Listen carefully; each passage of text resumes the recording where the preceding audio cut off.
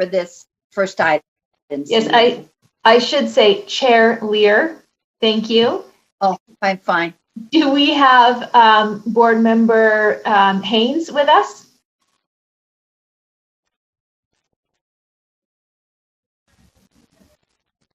How about Board Member Thorpe? I'm here. Nice to see you. Hello. How about Vice Chair Cummins? Are you here? Here, thank you.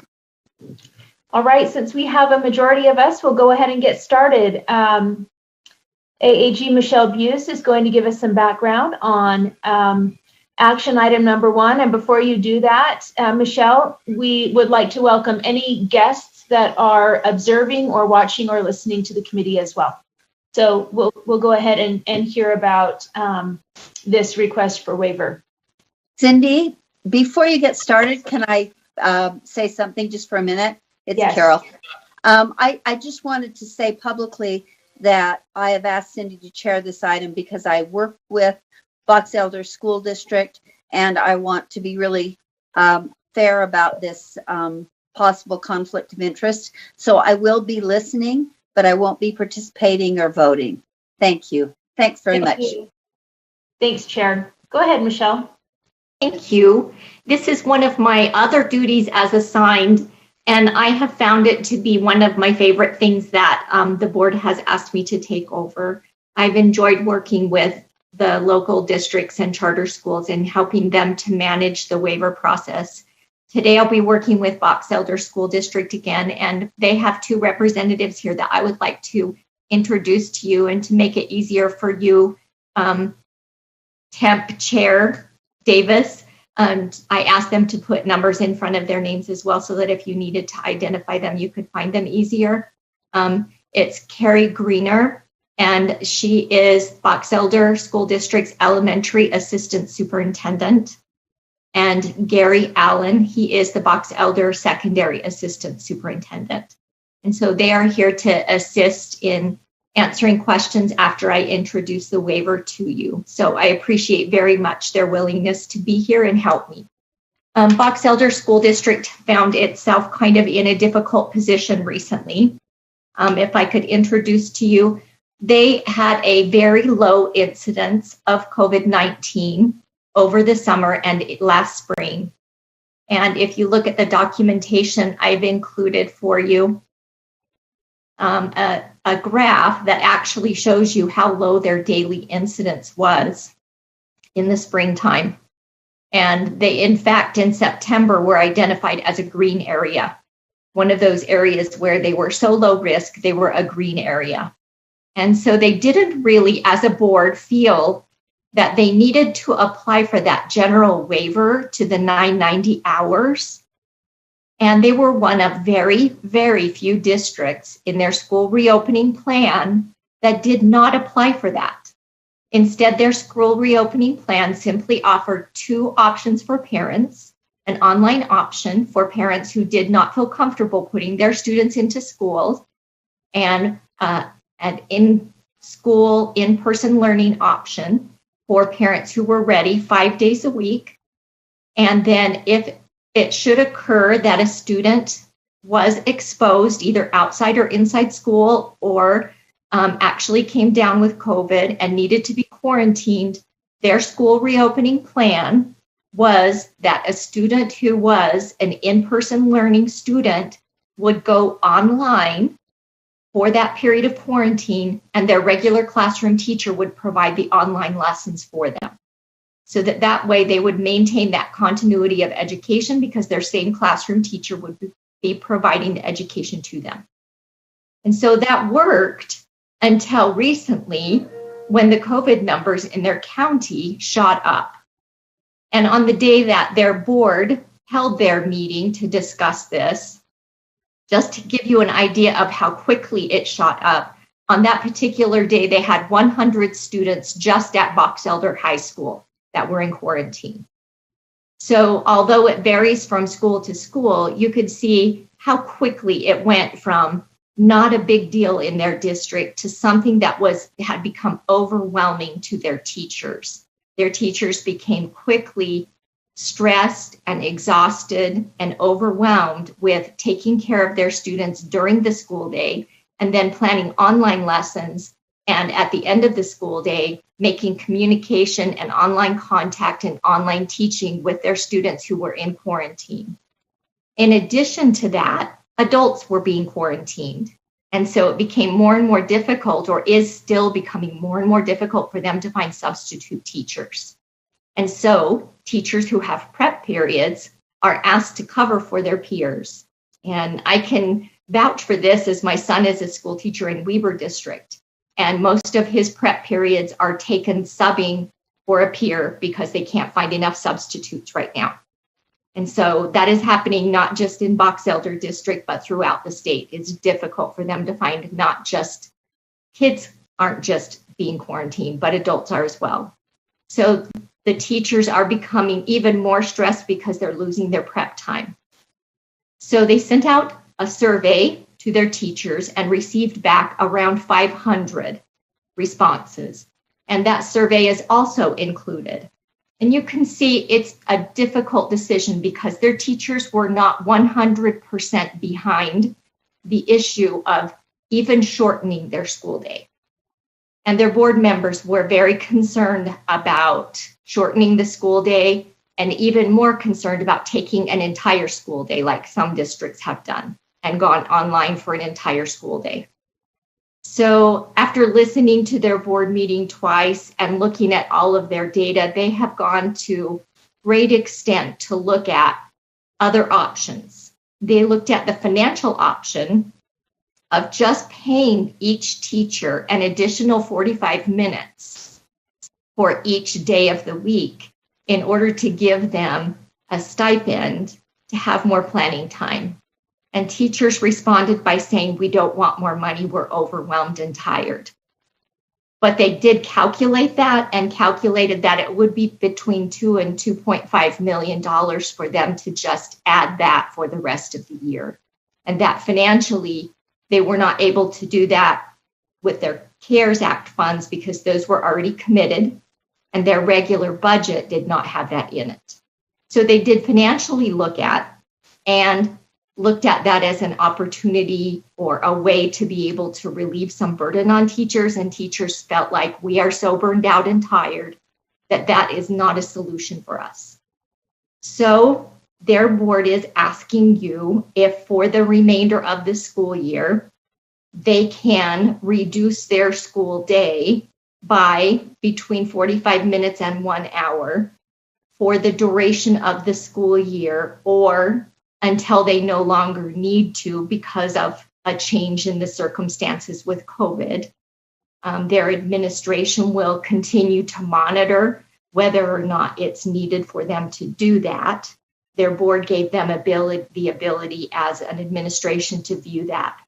The original rule that you passed stated that they had to make that application to you to have that waived by August 1st.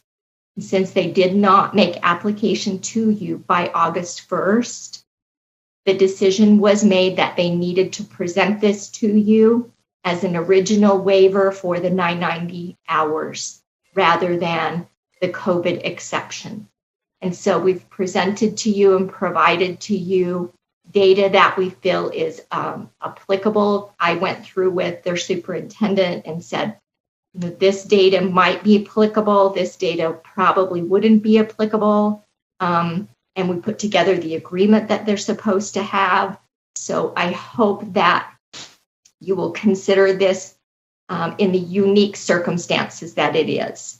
Their goal is to keep students from falling behind during times of quarantine by using their same classroom teacher, being able to keep them within the classroom curriculum that they were on and trying to keep them up to date with that while still giving the teachers a little bit of a reprieve by allowing them that planning time to do the online part that that classroom teacher is required to do.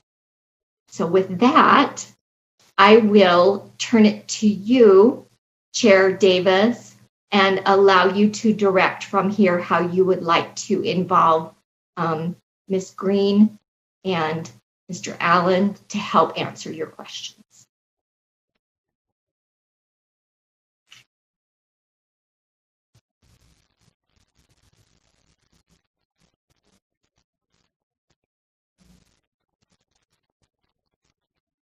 Cindy, you're muted. Thank you. Committee members, do you have any questions for Assistant Attorney General Buse or either of our guests from Box Elder? And someone may have to help me because I can't see those hands right. I'll switch to participant mode here. I do not see any hands. Would either of you from Box Elder like to share any added bit of information?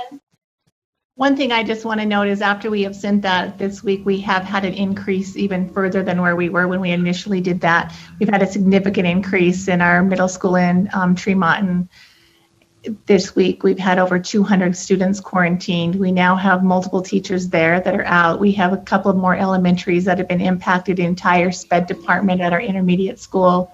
2 grade level teams at 2 of our different elementaries have now been quarantined. And so it is something that we hadn't anticipated happening, but for us, it just keeps moving forward and we're trying our best to, that's why we chose to do the late start, was to try to mitigate that and keep kids from socially gathering together after school if we'd had it be an early out. So we're hoping that this is something that can be approved to help us navigate where we're at right now. And I would just add, as I've visited the different secondary schools, there's been so many positive response for granting that time and asking that it continue, just for the fact that they are able to get their online work done to give to those quarantine students during the school day. Yes, it has been positively received. We were even very concerned about when we initially sent this out that what parents would, especially our working parents, we understand what a burden that puts on our families. And the support has truly been amazing. We felt we haven't really received any negative from our community, but nothing but support from our teachers and appreciation for that extended time. Thank you both for that. I hope I can speak for our committee by saying we see you. We see you. We see your teachers. We see the heavy lift that this is. We see the dedication and concern and frustration and anxiety that's out there in the field right now. And we are grateful for what you are doing for our students. So thank you for that. And as you talk to your teachers and the folks that you work with, we hope that you will extend our gratitude to them as well from us here at the state board. With that, I'll entertain a motion. It looks like Brittany has her hand raised. Brittany Cummins. Oh, I missed that. Sorry, Vice Chair Cummins, please. Yeah, I was just going to make the motion if that's okay. I move that we approve the request for waiver from the 990-hour requirement in R277419 for Box Elder School District and forward the recommendation to the board for approval. Thank you. Please, committee members, go ahead and vote on your screen, if you will.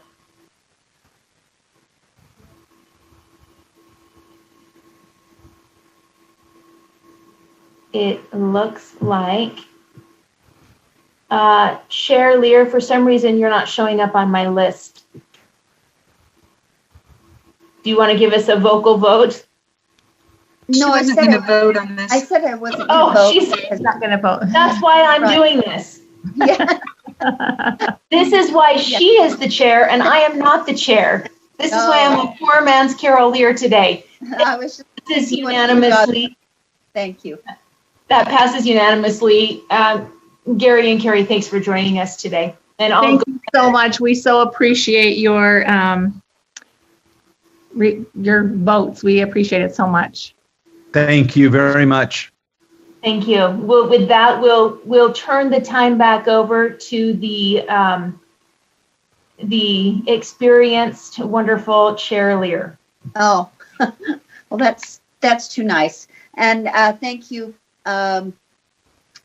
Member Cindy Davis. So we'll move on to item number 3.2. This is an action item that's a discussion of board policy 5003, Student Data Policy Advisory Group. And I would ask Whitney Phillips or Ben Rasmussen, whichever of you is primarily responsible for this, to just announce yourself and start discussing. If I may, Chair, this is just a small change requested to this is Ben Rasmussen, Director of Law and Professional Practices, by the way, and this is a small change requested to Board Policy 5003. This is the policy on the Student Data Privacy Advisory Group, and the change you'll find on page 2 is simply to add an additional member to this committee, a representative of UETN. And I think that Whitney is sitting on the beach in Hawaii and can answer any of the questions you have about that change. Lucky her. Brittany, your vote's still there, but not your hand. Don't know if anybody else has a comment. I don't see any questions or comments. A motion is in order. Unless you have anything else to add, Ben? No. A motion's in order I see that from Lorianne. Member Thorpe, please. I move that the committee approve Board Policy 5003 Draft 1 and forward a recommendation to the board for approval. Thank you. Any discussion to that motion? I'm never sure where we're supposed to have the discussion, but I don't see any hands still. So the motion is that the committee approve Board Policy 5003 Draft 1 and forward the recommendation to the board for approval. Committee members, please vote.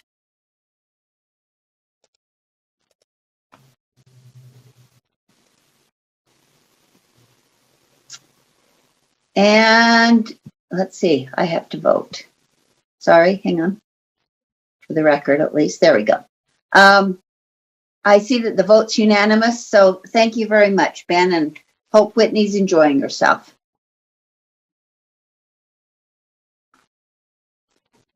Okay, moving on to next item, an action item R277-102, Adjudicative Proceedings. This is the rule we've been working on for a couple of months, and we now have draft 5.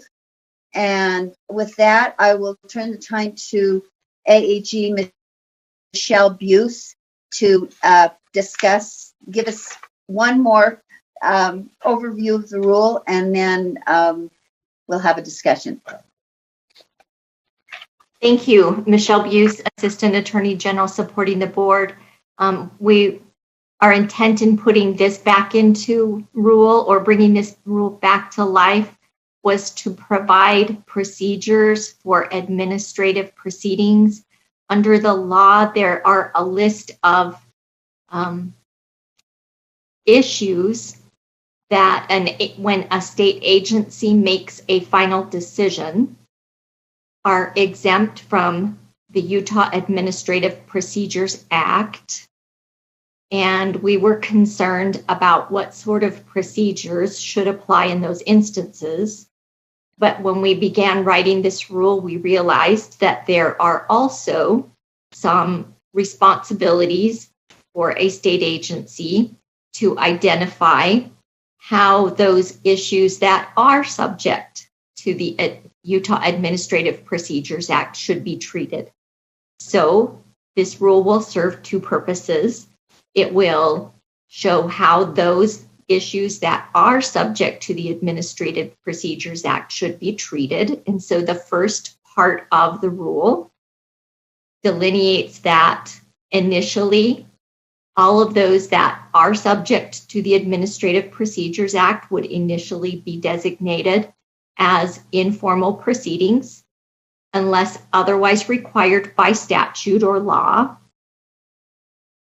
It gives a way for the board to identify a hearer of fact, whether that is a presiding officer or hearing officer, or whether it is a mixed with a hearing officer and a panel, similar to how you have a judge and a jury.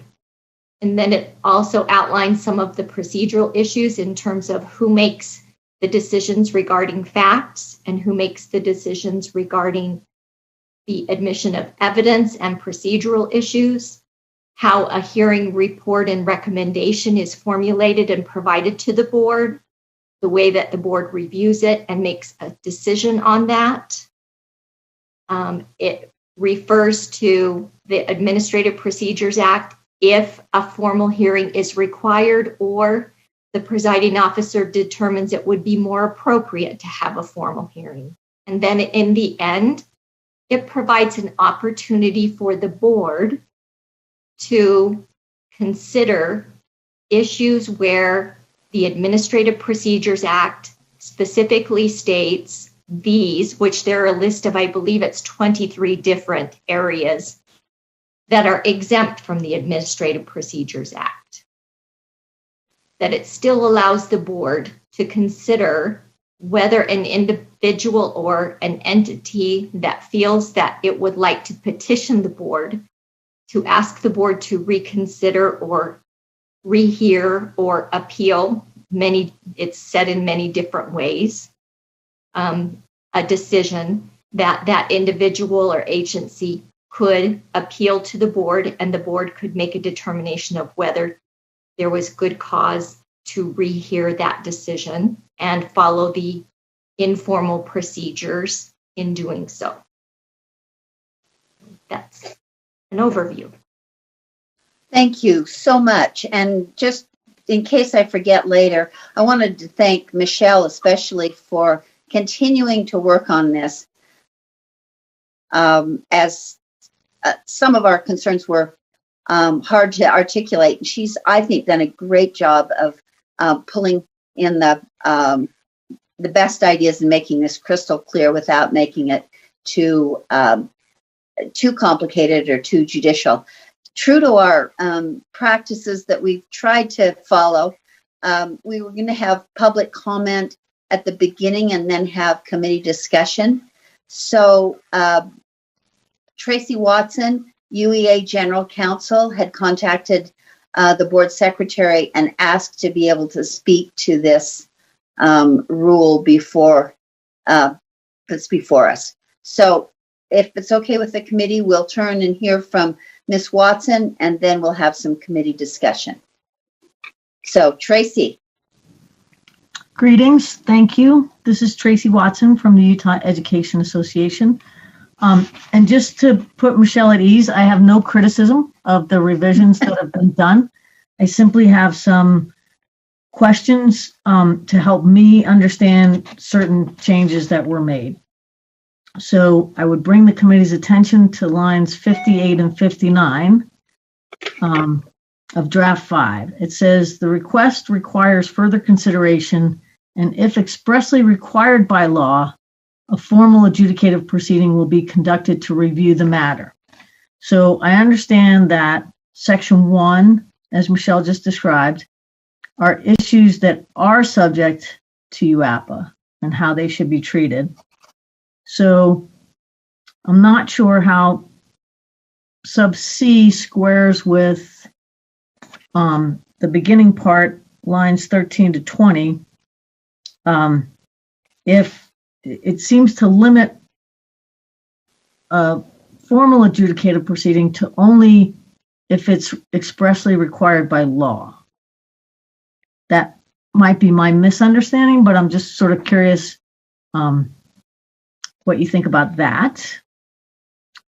And then lines 60 and 61 were stricken. So is there no longer a specific time limit? Later on, we talk about reasonable times, and so maybe it is just a reasonable time, but I just wanted to clarify that. On page line 85, it says the presiding officer shall establish timelines for the hearing and shall determine if a hearing is open or closed to the public. I'm just curious how that determination is made. Maybe that's clear in UAPA, but I'm just not sure how it's determined if it's open or closed.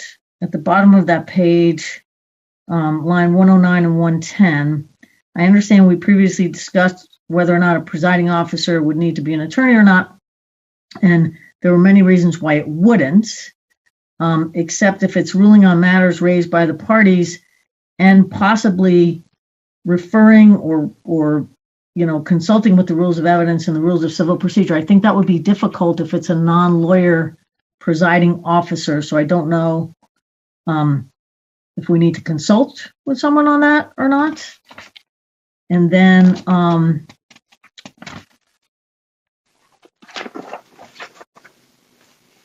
lines 123 and 124, the board shall consider the recommendations submitted under subsection 12 and within a reasonable time.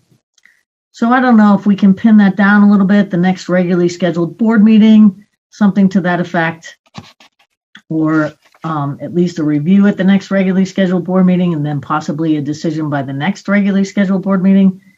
And I have the same concerns on the last page, lines 142 and 144 and 153, we talk about in a timely manner.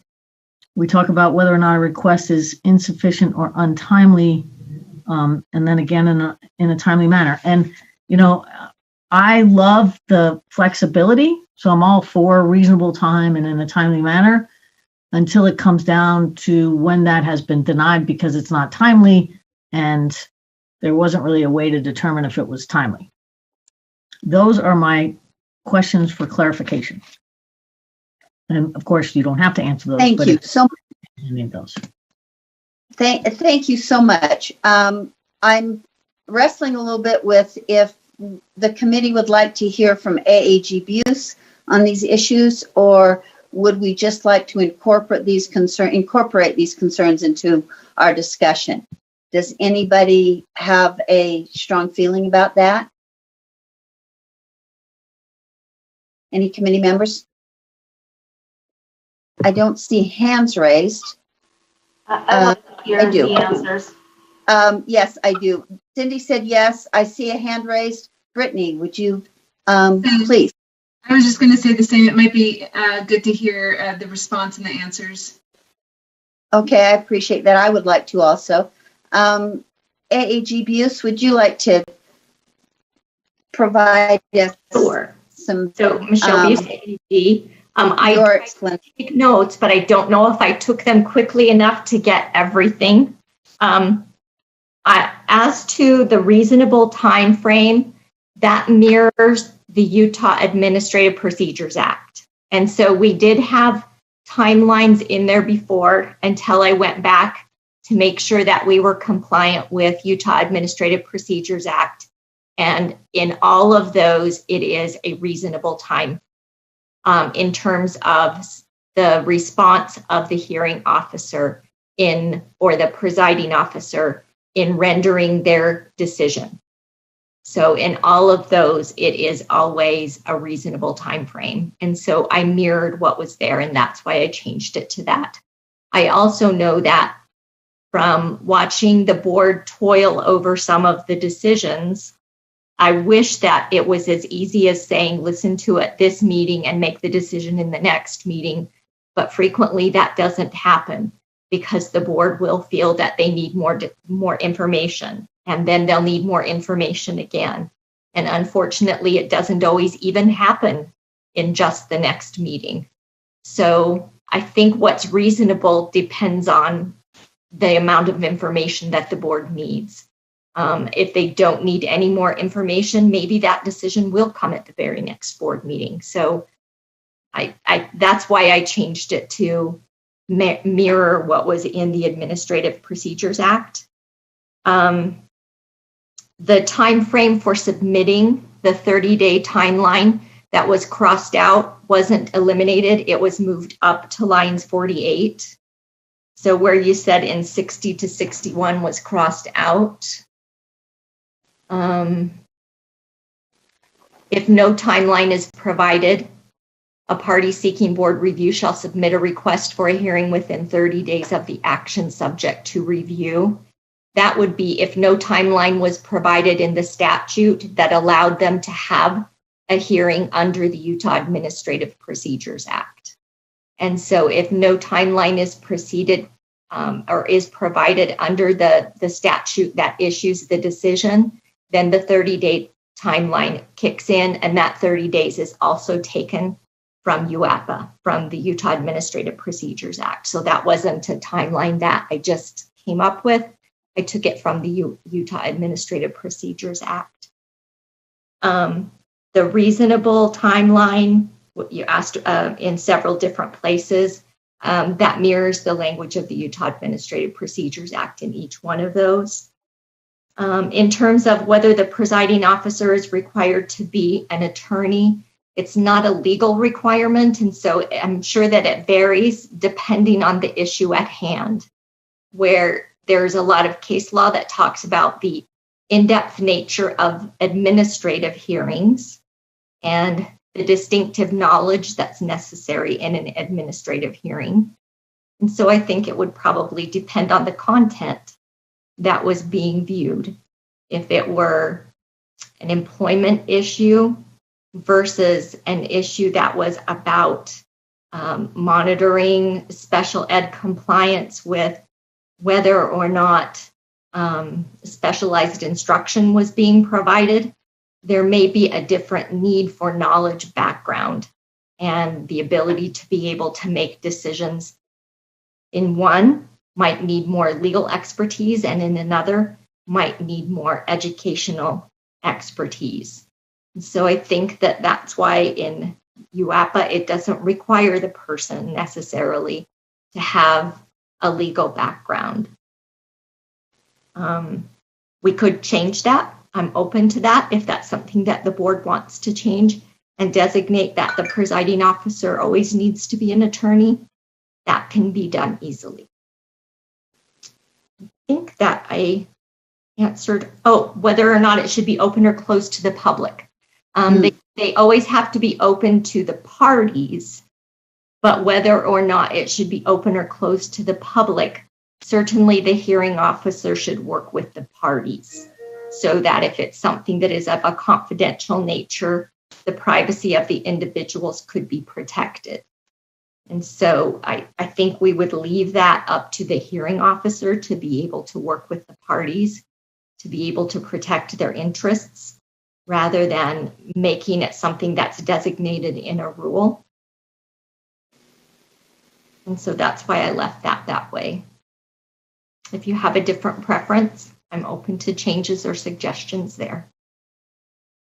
So to try to bring some order to this, and I'm not often good at that, but does anyone have any questions? I have a couple of thoughts related to Michelle's responses, but does anyone else have any questions, thoughts related to those initial questions by Tracy Watson and responses by AAG Buse? Any other committee members?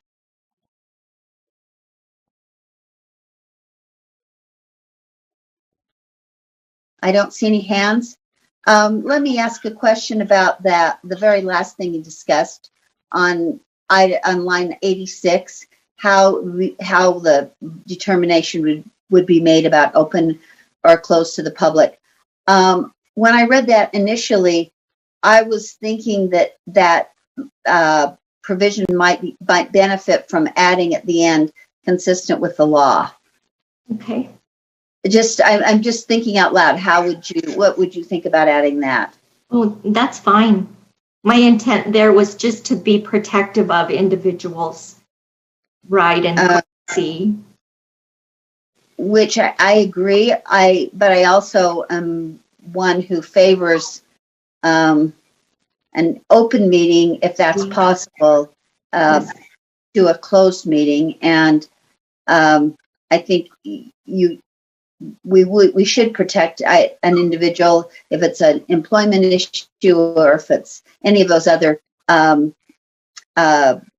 Open Meetings Act issues. But I'm also, like I said, favor the open. I'm just thinking if we say consistent with the law, that would be, I think that might help. Okay, that's fine. And it's not particularly that substantive. On the other issues, I'm comfortable, just speaking for myself, I'm comfortable with leaving everything as it is. I think we can always go back to this if we find that one party or the other, the board or the entities coming before the board, is disadvantaged by the rule. We can come back and put in timelines. The one thing I was going to ask, and this, not to belabor this too much, but do you know if there's any definition in Utah law, a more general definition of a reasonable time or timeliness? No, I don't. And I didn't have time to do research either. And I was thinking that there might be some definitions that are in case law that might inform the board's decision. But I'm comfortable with leaving those the way they are, although I noticed them too as I was reading. So the only amendment I would propose related to Tracy Watson's comments would be as on line 86 as are consistent with the law. And I have a couple of other minor amendments that maybe we could vote on these all together if that's okay with the committee. And if there are any of them that you want to pull out, if you'll just say so, because I don't see any other hands. If there are any other committee questions or comments, I would welcome those. Otherwise, I've just got, just to not strike fear in your hearts, I only have 4 other issues I wanted to raise as mostly questions to Michelle. Okay, if I can do that now. I had on, just as to be a little more clear on line 14, I thought it would read better to say, instead of to provide a means for review, to provide for review of board actions, and just delete for means, if that's okay. No problem. Okay, and if you have a problem with these, Michelle, if a board member has a problem, I mean, we can vote as a whole if that's okay, but if you have a problem with any one of these or have any questions. On line 24, I wanted to just have your opinion, Michelle. It says nothing in this rule creates an independent basis for or requirement that the board review a final board action. Do you think that also covers the issue of a party having a right to a review or a appeal to the board? Does that make? I'm asking a question kind of in the negative. So does that make sense to you?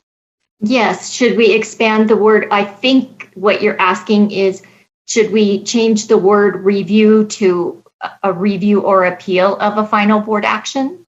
No, I'm really asking if you think independent basis or requirement covers an entity's right. If they don't have an independent basis, they don't have a requirement. Does that also say they don't have a right? No, if it says that, that was not the intent. Let me explain the intent, and then you tell me if we need to change the language to be that. The intent was, this rule does not mean that if under UAPA you don't have a right to an appeal, that this does not automatically give you an appeal right for every single decision that the board makes. And that's exactly what I was asking, only in the reverse. I was saying, do you think that prohibition or that message is covered by the statement in line 24 and 25?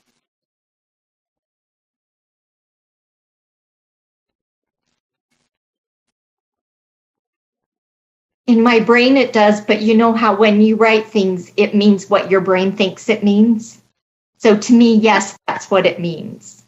But if someone else sees it in a more confusing way, please speak up. That if I say to you as a committee, that my intention in these two lines is to tell someone, although you may not like the decision that the board made, there isn't a right for you to appeal every single thing. The board does not have to have a hearing for every single thing they made.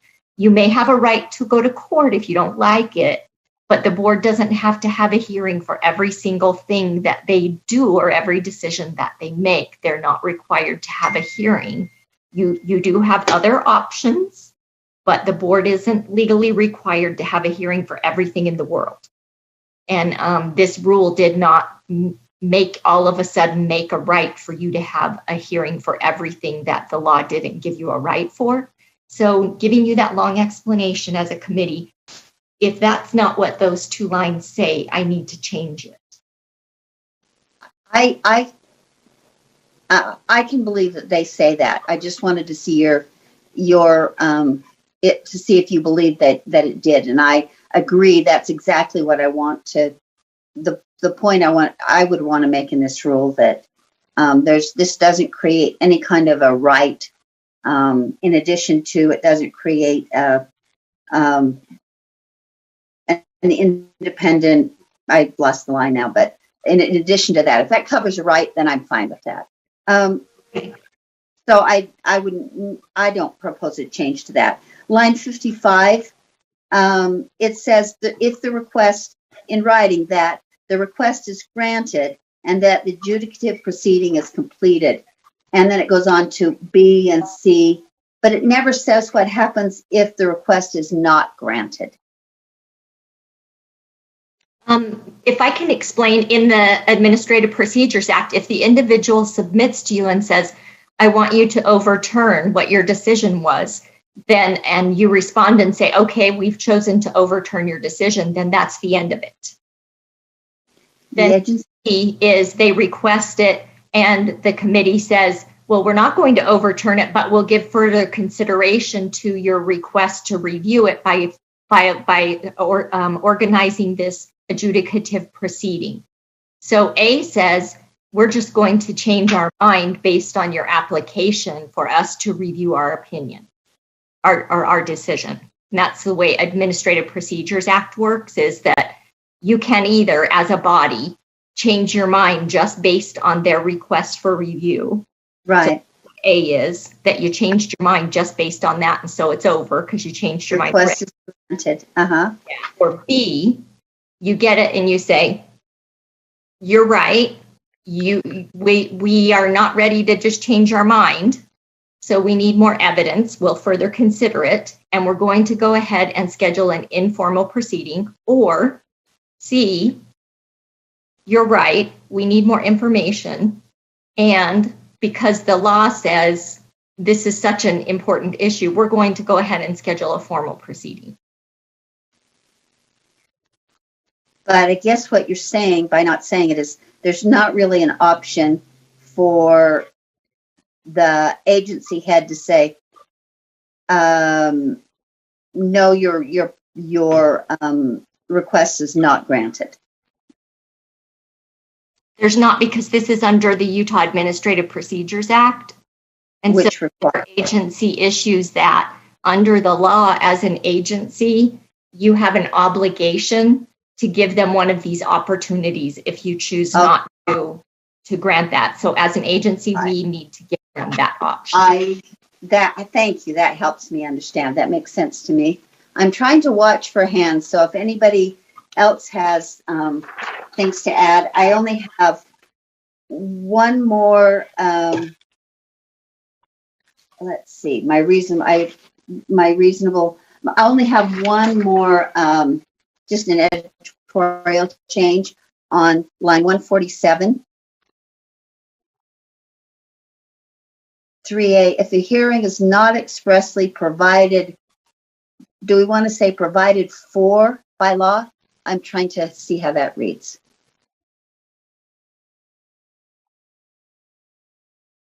Was there just a for left out, or does it read better to you without that?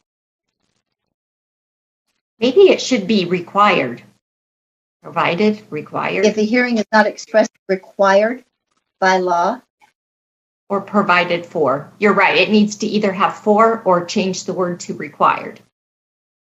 I'm just fine to add the for. Okay. Or required. Yes. Maybe required is cleaner. If that's okay, if you think that is accurate.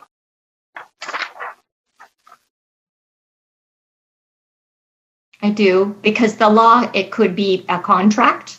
It could be through an agreement. It could be, we left law instead of statute, rule, policy. Right. Because law is broader. Covers everything. Law Right. to include all of those different ways that a law could bind us as a board. So required by law. Those were all the concerns I had, and so the only one that I would propose as an amendment, aside from the editorial changes, would be to add on line 86, consistent with the law. Okay. And so I'm looking for other hands and see none. With that, can I, I'm trying to think of the verb, all of a sudden it left my head.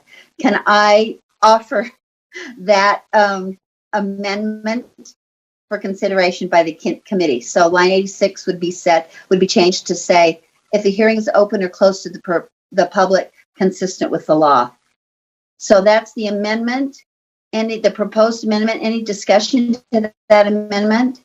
To be clear, you're asking for the 3 changes on, not just the one on line 86. Right. Correct? The others I wasn't really fussing over because they were editorial for the most part, or I think they're totally editorial. Provided for by law, or required by law on line 147, and then also on line 14 to delete by means or a means. Okay. So it would be to provide for review of board actions. So yes, I was proposing all those amendments. Line 14,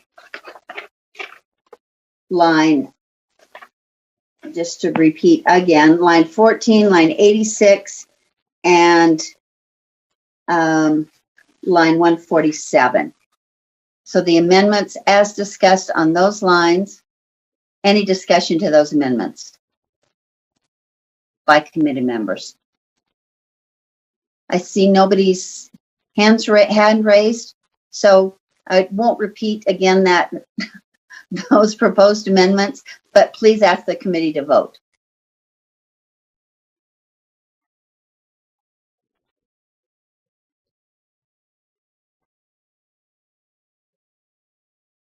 And voting is complete and unanimous.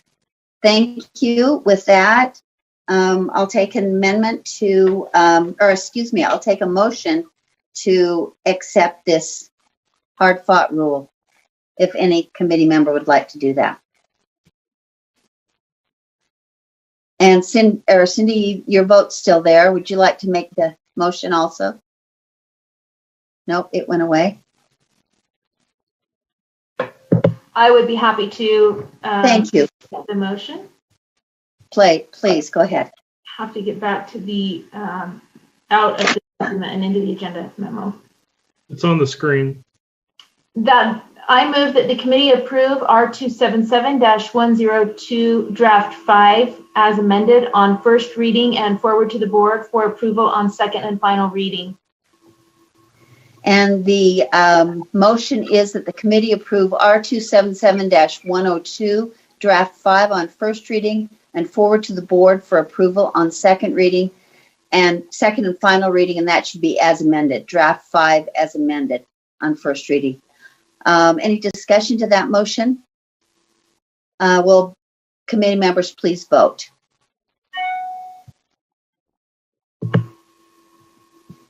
Oops. And the voting is complete and unanimous. Thank you, committee members. The next item on our agenda is R277-116 audit procedure amendments. And there was also apparently some discussion of this in the Finance Committee, as the Finance Committee also discussed related bylaws to this. But because I had heard from a couple of you, and I also had some questions of my own on this, I didn't want to completely defer to the Finance Committee and hope that we could talk about this. So the person to discuss this would be, I'm assuming, Debbie Davis, or is it you, Ben? I'll introduce it, and then Debbie's here to follow up with any questions, if I may. Sure, please. R277-116, the changes proposed to this rule, we just are primarily some recommendations made by the Audit Committee that they asked the Law and Licensing Committee to review. We've updated some language concerning the Audit Director and the title, just clarifying that the new correct title for Debbie Davis's position is the Chief Audit Executive. Then we've also added language that clarifies how the Audit Committee would review a request for an extension by an LEA to, if they needed extra time to respond to a draft audit. On lines 154 and line 155, you can see how that the Audit Committee, the Chief Audit Executive will consult with the Audit Committee Chair and then decide whether to grant that extension. The rest of the changes throughout are just updating language. I think we updated a few statutes that hadn't been updated yet. And if you have any questions about the reasoning for that, I'm sure a Director or Chief Audit Executive Davis can respond to those questions. Before we go to those questions, and I have a few questions myself, but now I don't know your title. I was so used to saying Director Davis, but Debbie, would you like to add anything to Ben's introduction? Thank you, Chair Lear. This is Debbie Davis, the Chief Audit Executive of the Board. Really, the main reason this rule is open is because of what Ben mentioned on lines 154 and 155, how we handle requests for extension. And we recognized the previous version, or the current version, talks about that the extension request will go to the Audit Committee. But because the Audit Committee only meets once a month, and that doesn't necessarily work sometimes with the timing of the report and when responses are due, we needed something in the rule that was a little more fluid, or that we could work with a little faster, be more timely. So that's the reason that this rule is open, but I'm definitely happy to take questions on other parts of the rule, or just anything that will make this rule better.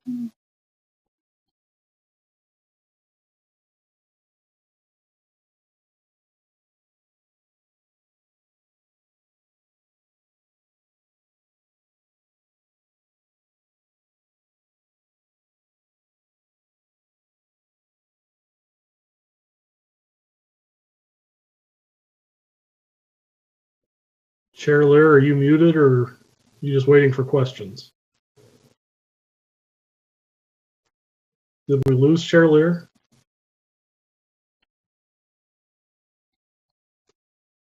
I think Vice Chair Davis, I think we've lost our chair. Okay. We'll go ahead and open up for committee member questions while we wait for Chair Lear to join us again. Committee members, do you have any questions?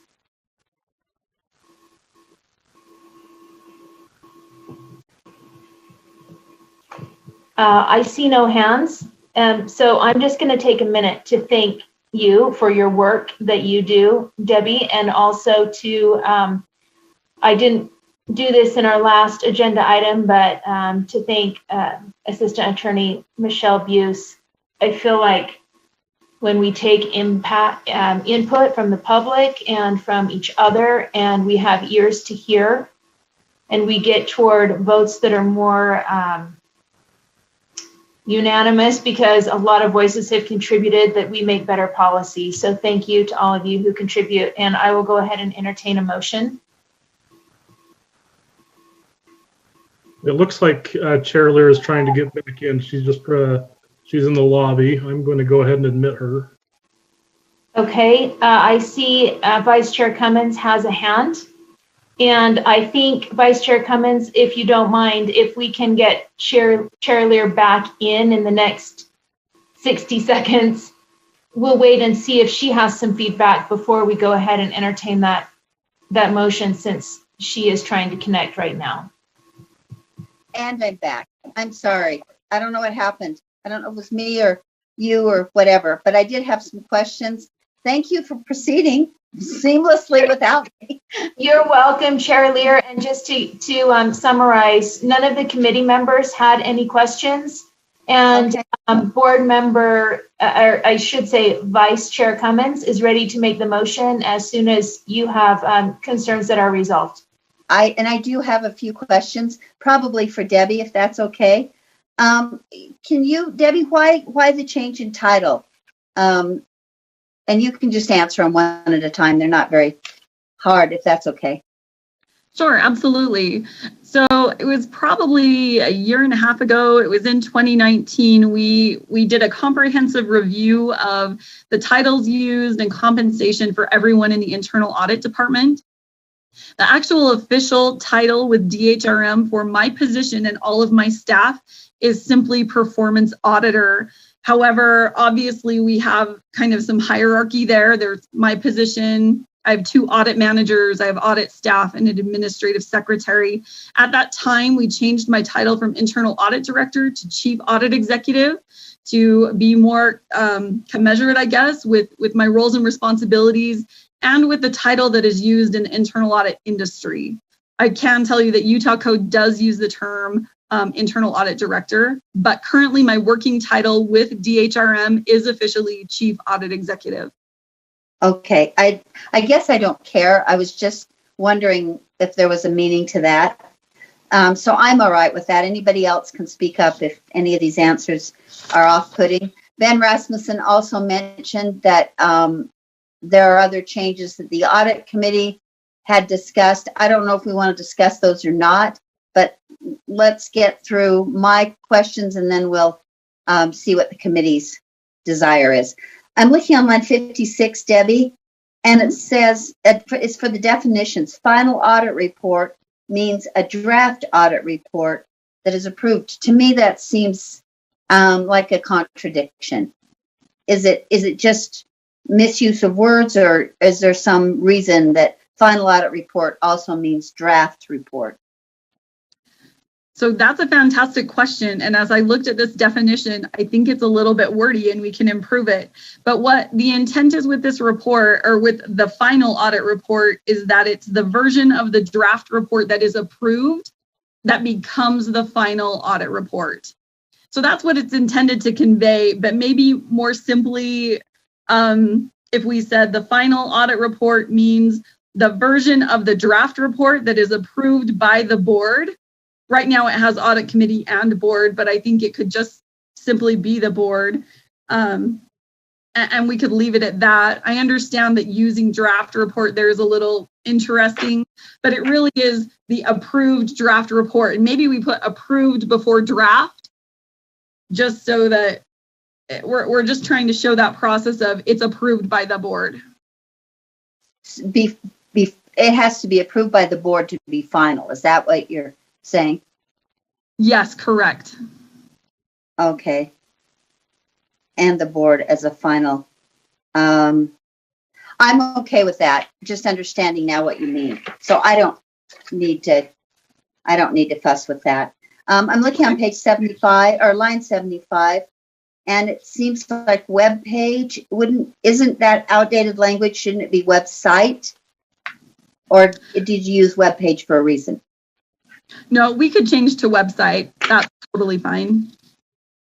On line 116, this is just editorial.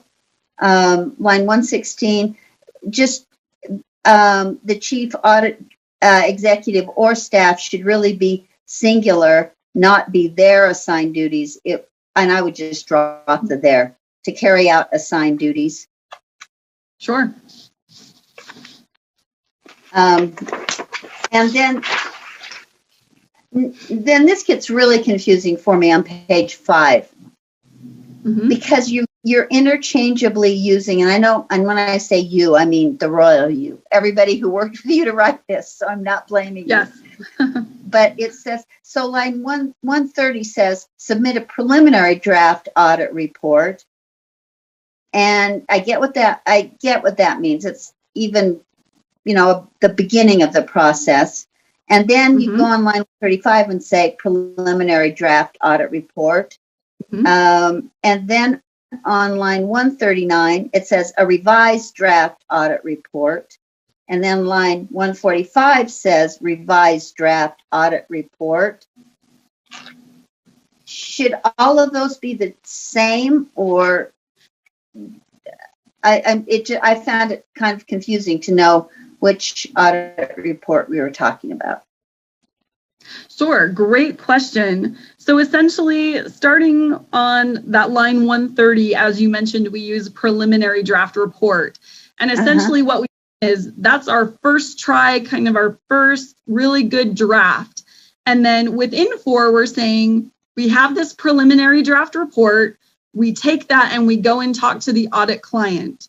So a recent situation was with the internal controls audit that we're working on, we went and talked with the superintendency, or the APA report. We talked to APA. We take that preliminary report and we have an exit conference, and that's talked about on 134 and 135, and talk about the preliminary draft report. We receive feedback from that process, and then we talk in 137 about how we edit the preliminary draft report.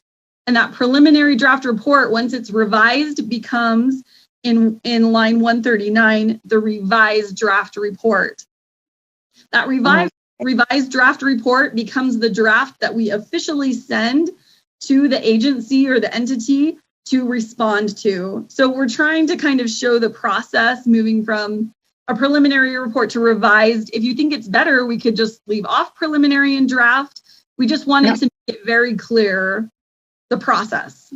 And I know your explanation is really helpful to me, because you're saying you use those words intentionally, and that's great. Now I understand what you were saying, and I understand why one's preliminary draft report and then the next line is revised draft audit report. So that's fine. I just wanted to make sure that was intentional. You also missed we missed a directors on line 145.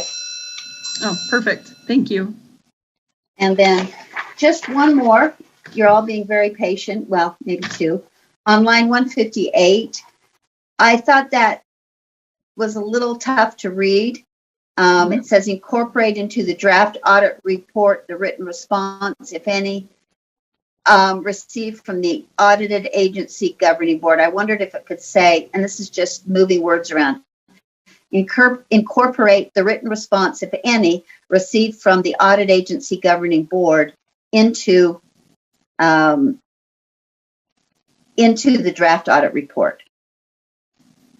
Does that great revision? Bug you or any? Okay, so I would just ask you to revise that, or move the end of the sentence to after incorporate. Yep. And then there is one more, just to be clear. No, I have a couple. Wait, I have a couple more.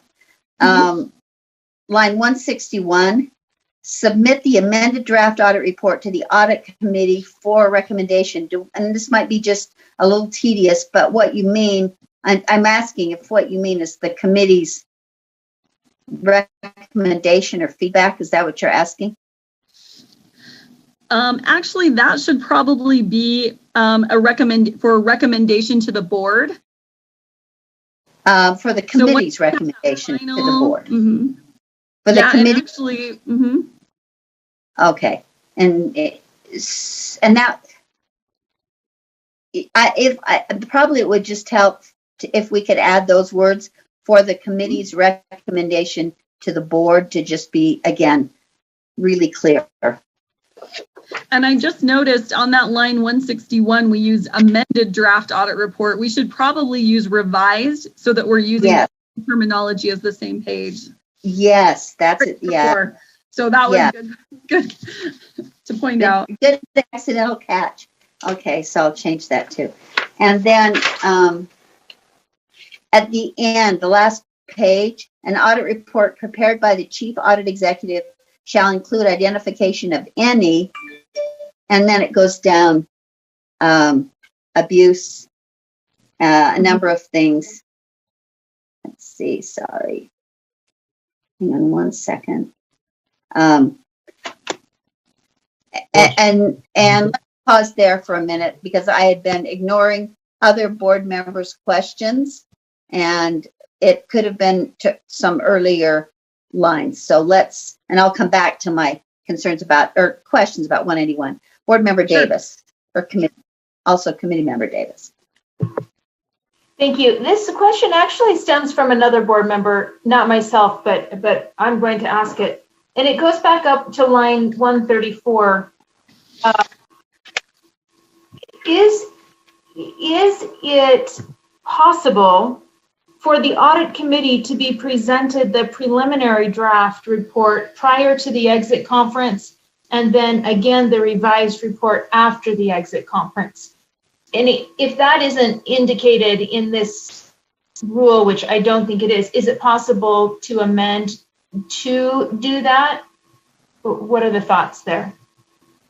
So let me make sure I understand. Oh, I'm sorry, Chair Lear. Yes, please. I was going to probably ask the same question you're going to ask. So go ahead, please. Okay. So just to clarify, the question was essentially on line 130 and 131, it says we will submit the preliminary draft report to the audit committee. Then on 134, we talk about how we have an exit conference and we make revisions to that. That's line 137. Then on 139 and through 140 and 141, it says at that point we submit the revised draft audit report again to the audit committee, kind of everyone that got the preliminary. So did we address that it's already there, or is something missing that I'm not seeing? Yeah, may I follow up, Chair? Please, yes. I guess, is the assumption that the timeline goes in order of the listing, or is that all happening at the same time? Is it clear that the report, the preliminary report, goes to the audit committee prior to the exit meeting? If it is, and I'm just unsure, and someone clarifies that yes, that's the protocol, then great, let's move on. So, okay, now I think I understand your question. So the order here does not necessarily connote the timing of when this happens. It's about the same time. Some of it is contingent on when the audit committee meets. We don't want to hold up the audit process, or that has been our thought in the past. So generally there's the preliminary audit report, and we hold that exit conference, and about the same time the audit committee will get that report and we're discussing it.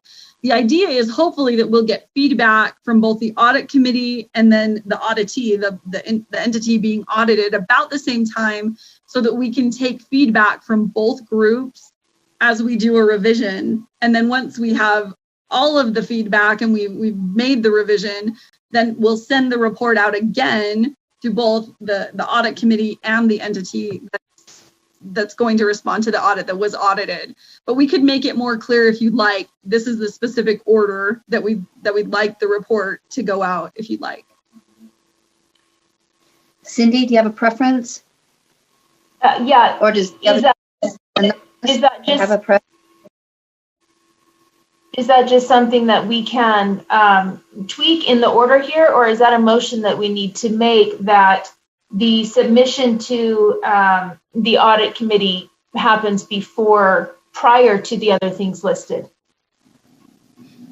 I think I could make those changes. We're tracking a bunch of changes here. If we just want to include this on that list, we can include the language to fix that, to clarify that timing in the motion. Thank you. Does that suit you and anonymous board member? Yeah, not anonymous, but people. Yes, and anonymous. No, and the other board member who's asking. Yes, I believe so, okay. Yes. Thank you. And I should have added at the beginning that because some members of the finance committee had questions, and to the extent I have any authority at all, had said I don't have any desire or need to have a decision on this rule, that it can come back next month for additional discussion. And it sounds like that's what Ben was suggesting. Actually, if I may, if you look in the chat, Jeff Van Holten is the one that was discussing those changes with the finance committee. He said that if you want to give him just a minute, he could tell you what those changes are. He says they're not extensive, so he could explain those to the committee. That'd be great, but not, yes. If we can do that in just a minute, we'll entertain those additional thoughts, and then maybe we can move this along more quickly. So I'm going back to a couple of other questions I have right at the end of the rule, Debbie. On line 181, it says, shall include identification of any abuse, illegal acts, errors, omissions. And I wondered, those seem very broad kinds of, it's a very broad charge to the audit report. Whose abuse, whose illegal acts, whose errors, omissions, whose conflicts of interest? And is that an inclusive, exhaustive list or a limited list? So that's a great question. And we actually took that list specifically from the Utah Internal Audit Act, which is 63I-5-401-1L. I can pull that up really quick. And well, if it's not clear, then let's us be clear is what I'm asking too. Sure. So what it says there is simply that, let's see, I've got to go back up to the right. Let's see, identify in the audit report any abuse, illegal acts, errors and omissions, or conflicts of interest. So we were essentially just repeating that list. We could refer just to that rule. We could add more to it if you would like. I think that's okay, although I guess I should ask legal counsel if that's okay. Michelle, are you still listening? I sure am. Okay. What would you think about? I apologize. AAG abuse. I don't think that list was exclusive. It did not say that you could not add anything else to it. So I think that you could add more definition to that, Debbie. I agree that you were fine adding more definition to that list. It wasn't one of those that said and no others. So would it be equally okay to just reference that section of the code and not suggest that these things are more important? That would be an option as well. And we did that, and we've done that in a lot of places. We did that in the rule that I presented to you earlier. There were a lot of places that we deferred simply to the statute. So you could choose either way. You could expand it, or you could simply refer to it. Would you be okay with that, Debbie? Yes, that's fine. And maybe I feel like. Oh, yes, I'll just leave it. Yes, that's fine. Okay, I just feel like if they're hanging out there, then someone else can, I think, rightfully ask those same kinds of questions. Whose conflicts of interest? The governors, the auditors, the party that's being audited? I mean, I think it's but if we refer to the law and the law is ambiguous, then I'm not so embarrassed. So may I add one clarification with that, Chair Lear? Sure, please. It does say an audit report prepared by the Chief Audit Executive. And so an audit report, and there's other places where it talks about how we have to have a specific scope and objective.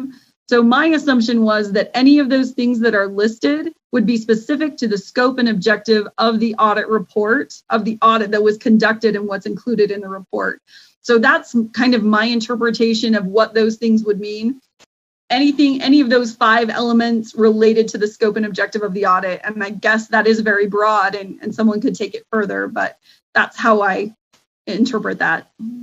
But I like adding that language related to the scope and purpose of the audit. Is that the way you said it?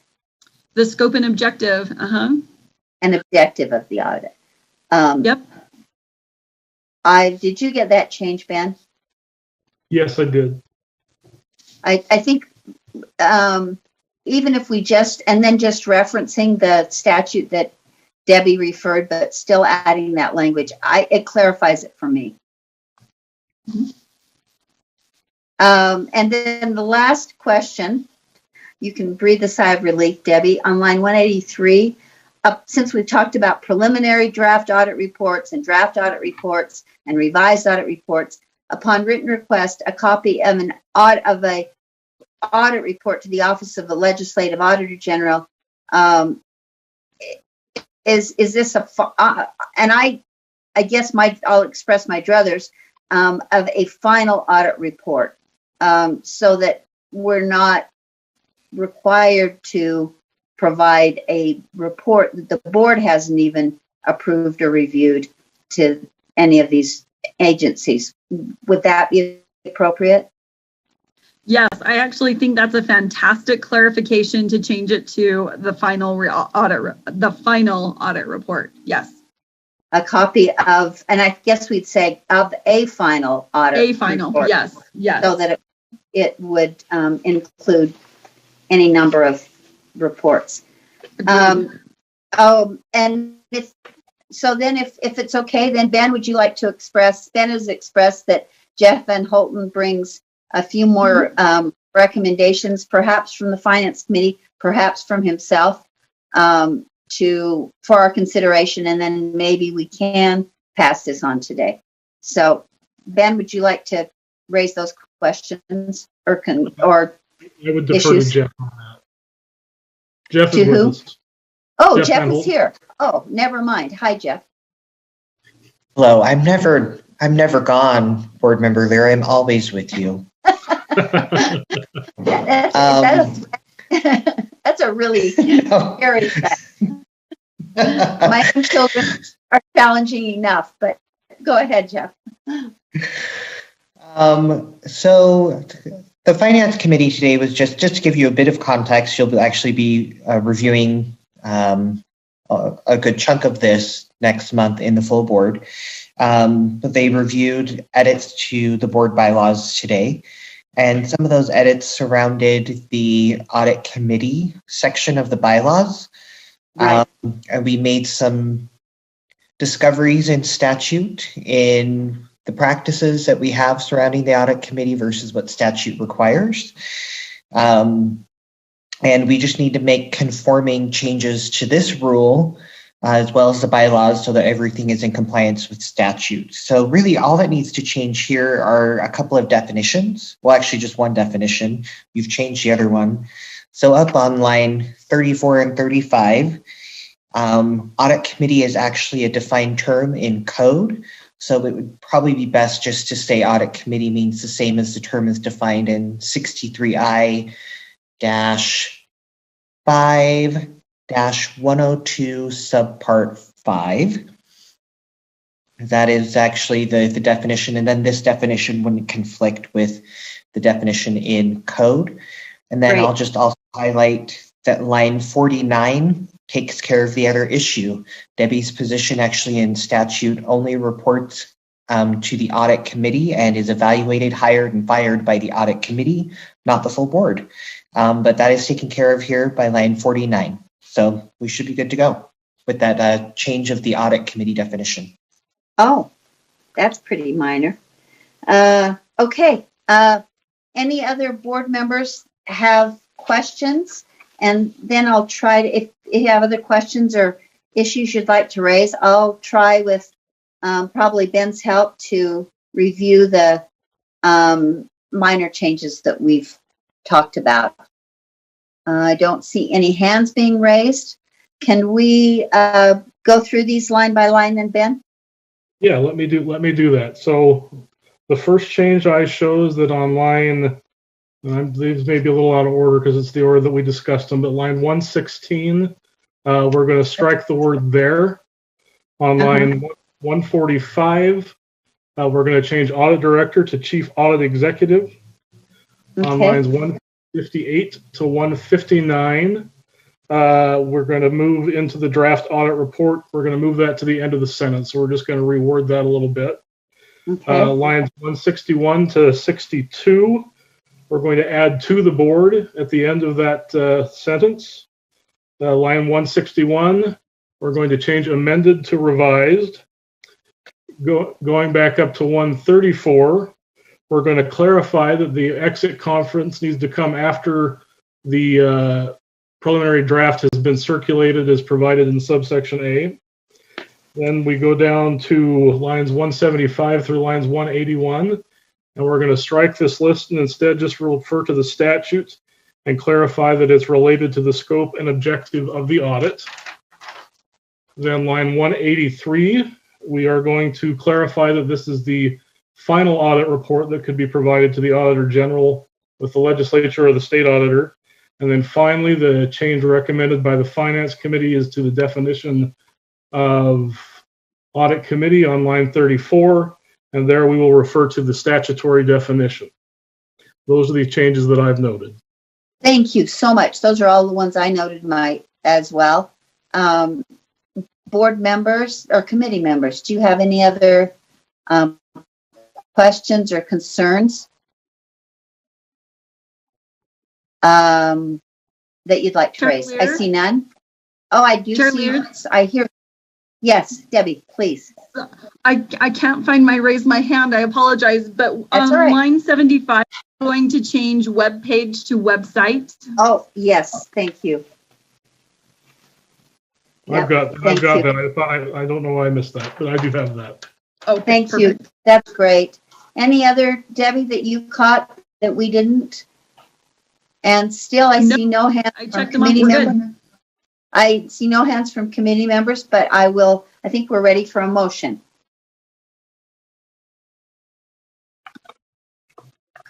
And we have a hand from Britt. Yes, Vice Chair Cummins, would you like to make a motion, please? I move that we approve R277116 draft 1 as amended on first reading and forward to the board for approval on second and final reading. Thank you. The motion is that the committee approve R277-116 draft 1 on as amended to the board for consideration and approval on final reading, on second and final reading. Any more comments to that motion? I see none. So committee members, please vote.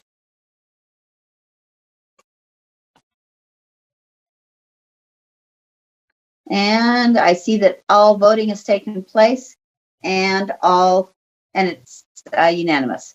So thank you. That was a ton of work. Thank you, Ben. Thank you, Debbie Davis, Executive Director Davis, Executive Officer Davis, I think. And thank you, Jeff, for also adding that amendment from the Finance Committee. With that, we will move to, let me get my cheat sheet, sorry. The next item on the agenda is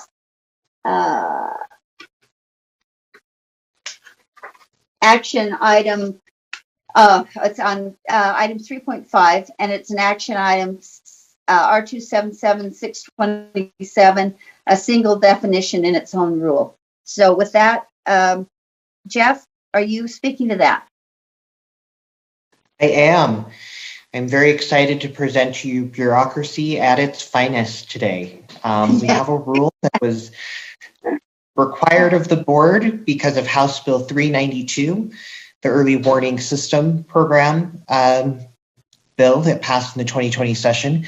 Just as context, the Early Warning Program pilot program has existed, I believe, for 3 or 4 or even 5 years at this point in statute, and that's the program that Ogden, Bucks Elder, and Provost school districts were participating in that allows them to procure 3 years, thank you, Aaron Bruff, to procure a platform that can help them visualize their data differently so that they can identify students who are at risk before they actually fall into the true at-risk categories, so they can kind of headed off early. That program sunsetted in July of 2019, which is why we ran the bill in 2020 to bring it back. It was very popular, and we're hoping that down the road we might be able to see this as a statewide program. In that bill, they required, for some reason, that by board rule, we define the term primary exceptionalities, which, as Dr. Leah Voorhees will tell you, is the old way of saying child with a disability, which is a federally defined term. So because we are required by the bill to do it, we are defining the term for the sake of this program to mean the federal definition of child with a disability. With that, I'll give it back to you, Chair. And my only question on this, Jeff, was did you consider, instead of a new rule, which are my worst nightmare, maybe it's just accumulated from 40 years, but did you consider adding this to the basic definitional rule that the board has? So the problem with the definitional rule is that that rule applies to all of your rules, and this term isn't actually used in any rule, so it wouldn't fit well in 100. And just as to tip the hand, of course, if this program does eventually get broadened out to statewide level program, we would prefer to have a rule that will govern other pieces of that. So this kind of creates that place for it. This is a harbinger of more to come. Just anything yes. I love more than rules, it's more programs. Okay, then. Other board members committee members who have any questions or comments for Mr. Van Holten? I see none. So with that, a motion's in order. Committee members? I apologize. I don't see a memo to provide you on this one. I don't know that we need a memo. I just need a motion. Since I talk all the time, I'm begging a committee member for a motion. I'll make the motion then. You have a hand from Board Member Davis. Oh, bless your heart. Thank you, Cindy. Please. So I hope I get the language right. I move that the committee approve R277-627 draft 1. Someone help me on first and final reading. On first reading and send it to the board. For approval on second and final. For approval on second and final reading. Thank you. The motion is that the committee approve R277-627 draft 1 on first reading and forward to the board for approval on second and final reading. Any discussion to that motion? All right then, committee members, please vote.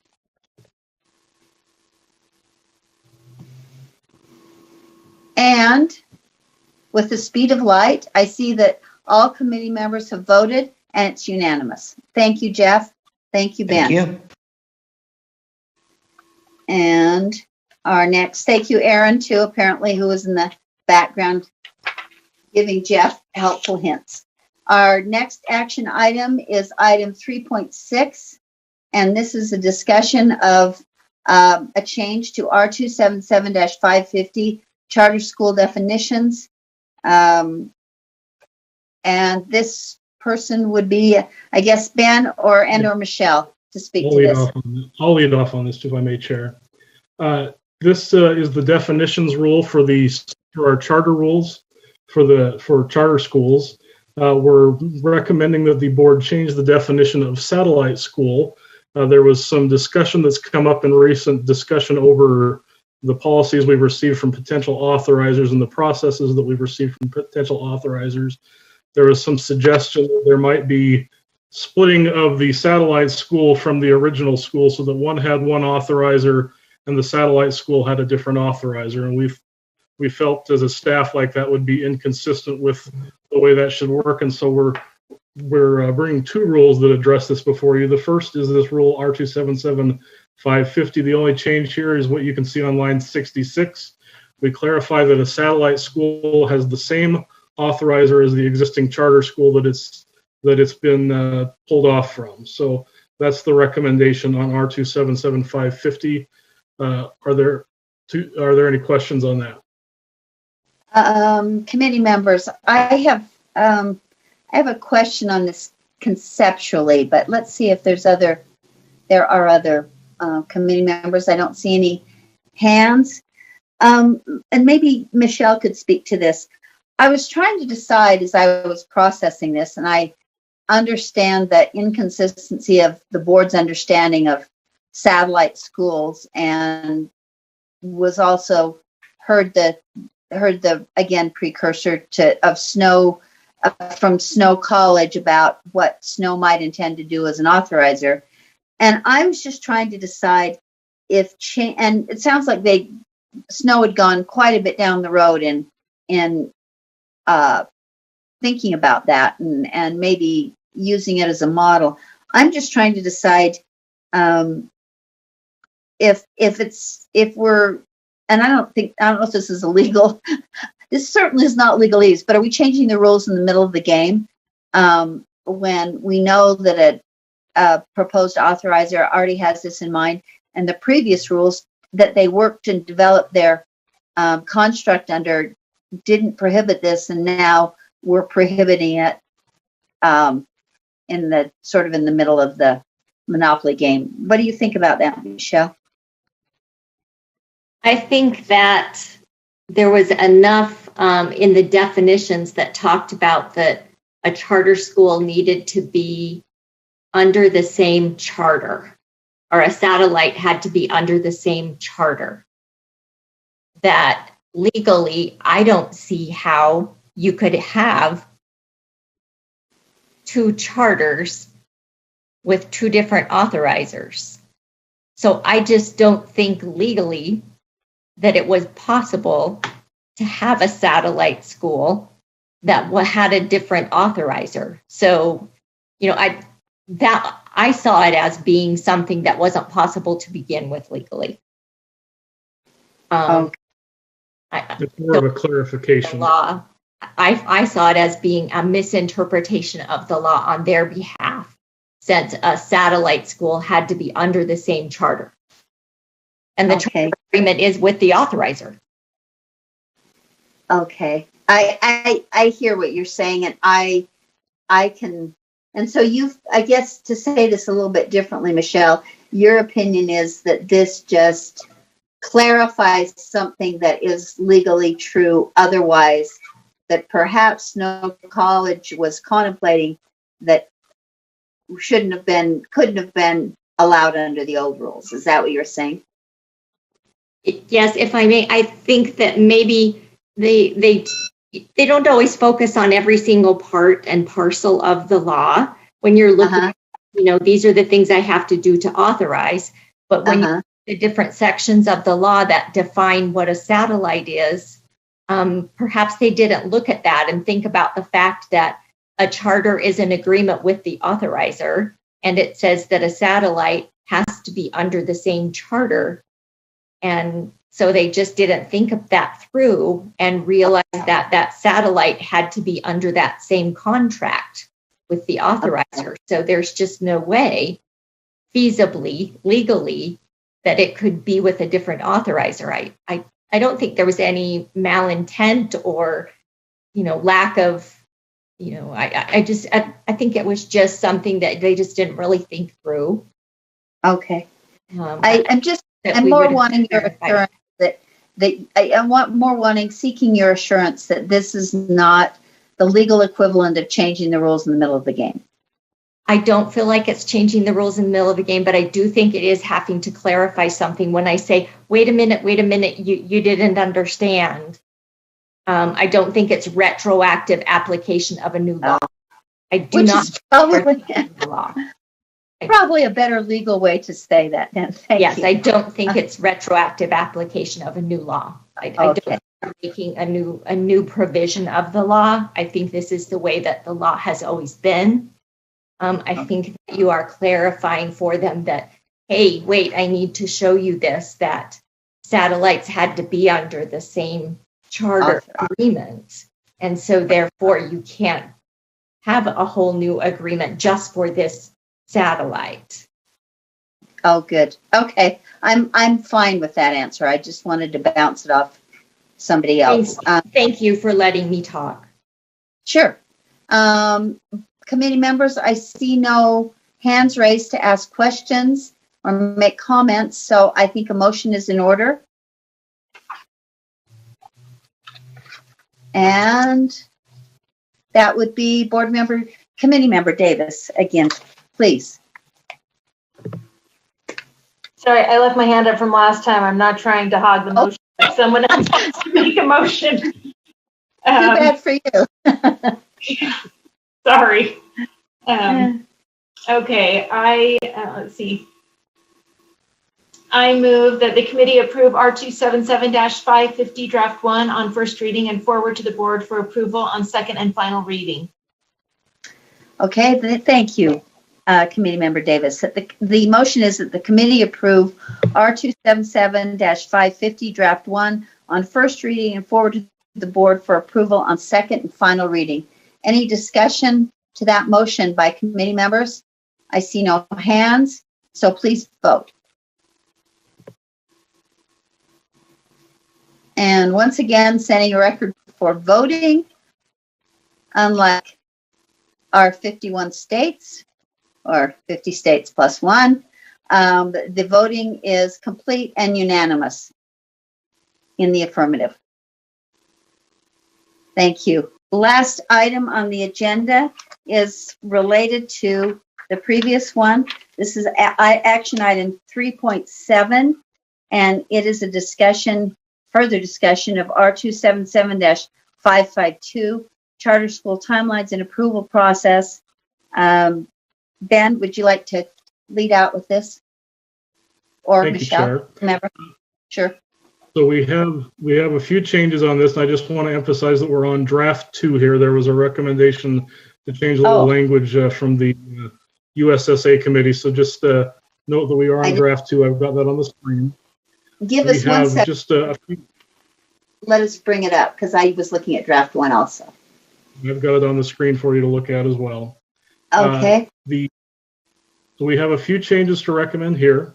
We're recommending on line 38 that we add and make it clear that a charter school authorizer, if they plan to accept requests for a school to change authorizers, they should have an approved process for that. And so we've added that clarification on line 38. And look, help me with that. I was trying to make sense of that. An authorizer shall submit for the approval of a request from a school to change. So who has to have the process? The authorizer that's going to accept the charter school has to have a request to review. For review of a request. So it has to have a different process for a satellite or random school out there to change authorizers. Is that what you're saying? I'm sorry if I'm sounding simplistic, but just like they have to have a board-approved process to open a school, they have to have a board-approved process to review a request to take a transfer school. And as I recall, aren't they required to have a satellite process or a process for satellite? That's the next 2 lines. If you look on 39, they have to have a process for expansions, and 40, they have to have a process for satellite schools. Is it conceivable that we're not saying in this rule that they have to have a separate process, but they have to have a process for each of those things? Is that right?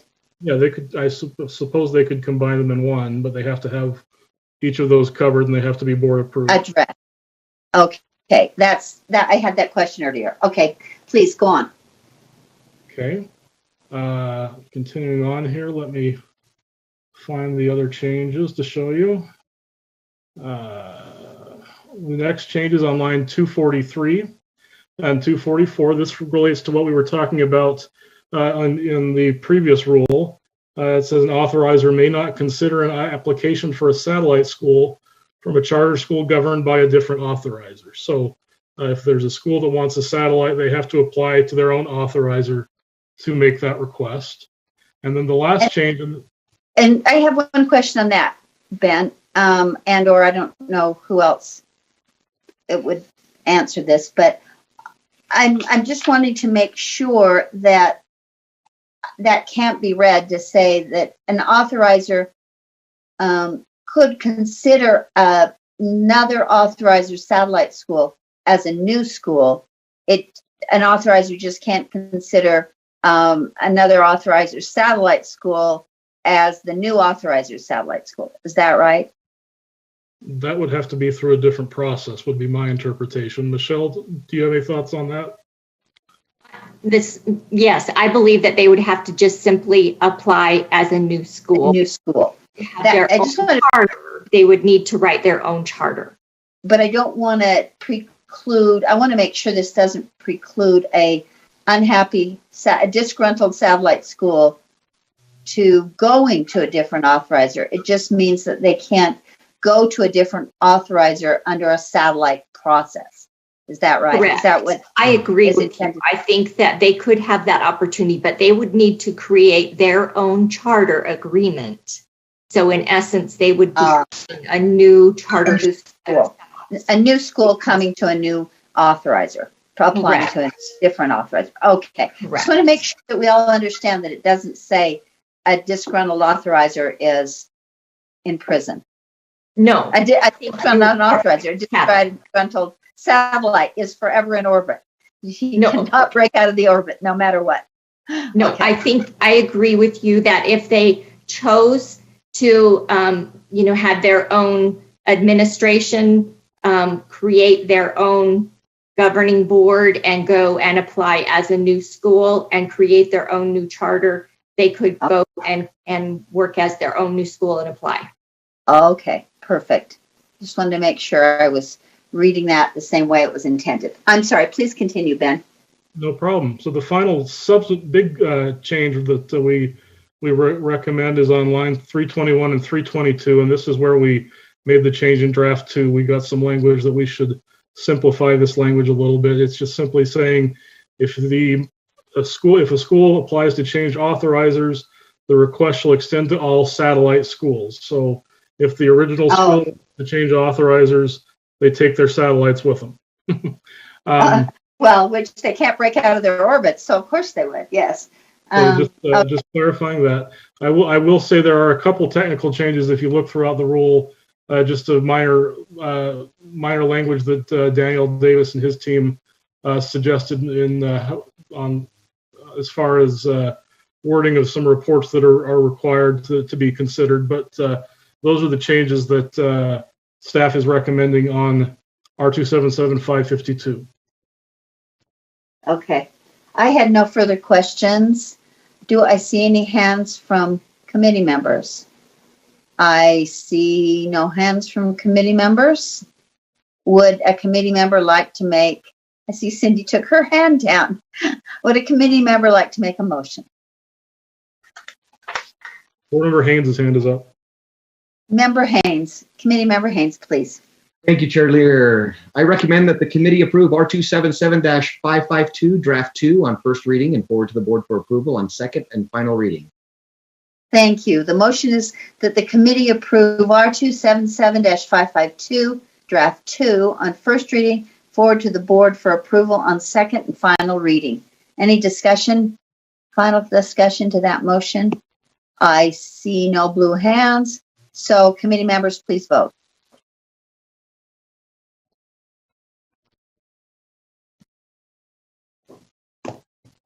Thank you. The voting is complete, unanimous in the affirmative. Thank you very much. That is probably a personal best for a committee in having finished its work and completed that. So thank you so much, committee members. Thank you, staff, for staying late on a Friday night. And God bless America. Thank you. We'll see you again next time. Thanks, everybody. Thank you all. Our committee is concluded. Thank you. Thank you. Thank you. Bye-bye. Bye.